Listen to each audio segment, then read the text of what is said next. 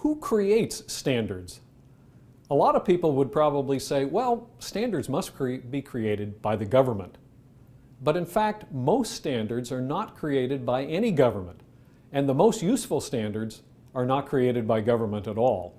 Most standards are created by standard-setting organizations, like the ISO, the International Standard Organization, or ANSI, the American National Standards Institute, or ASTM, the American Society for Testing and Materials.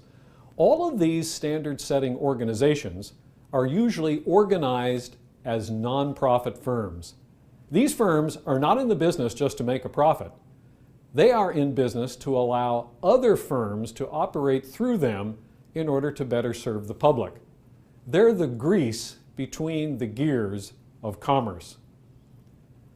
Why would your firm adopt a standard by a private nonprofit firm like ISO or ANSI or ASTM and not a governmental standard? Let's go back to the light bulb example. Let's say you represent a company that would like to sell their light bulbs to everybody who has lamps. If everybody has lamps with bases that it can accept your light bulbs, and this base is the same for every light bulb, you could probably sell a lot more light bulbs because you've met the standard. On the other hand, if you decide to reject the standard for whatever reason and choose to manufacture a bulb with a base that's half the size of the standard size, what will happen is you may not sell many light bulbs. Few companies are going to build lamps only for your company's specific non-standard light bulb. All of the companies that make light bulbs and all of the companies that make lamps are going to do better if they adopt a standard. The standard actually benefits us as consumers as well, because if everybody adopts the same standard, manufacturers get very good at producing products that meet a particular standard.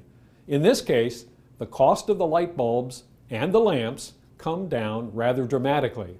Why? Because of economies of scale. Standards that are used can be open standards or closed standards. An open standard is a specification that's open and free to use. Anybody can use it. This means it has to have availability, no licensing or royalty fees, and it's not controlled by a single vendor or company or government. A closed standard is a licensed specification. You actually have to get a license to use that particular standard, probably for a fee. Most economists like open standards, created by nonprofit firms, and there's a reason for that.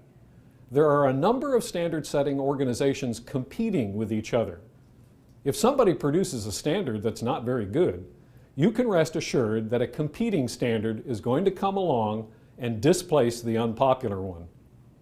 That rarely happens when you have a mandatory government standard.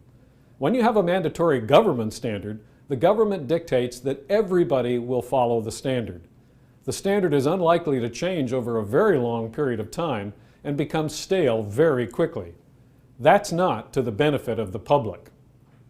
You probably have a device that plays MP3s, music recordings, or podcasts.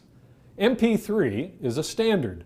It was one of the many competing standards, and it seems to be the one that has gained the most traction. It's actually an audio standard from the Motion Picture Experts Group, MPEG. It allows you and I to listen to high-quality music on devices from many different manufacturers and supplied by many different music retailers who deliver in the MP3 format.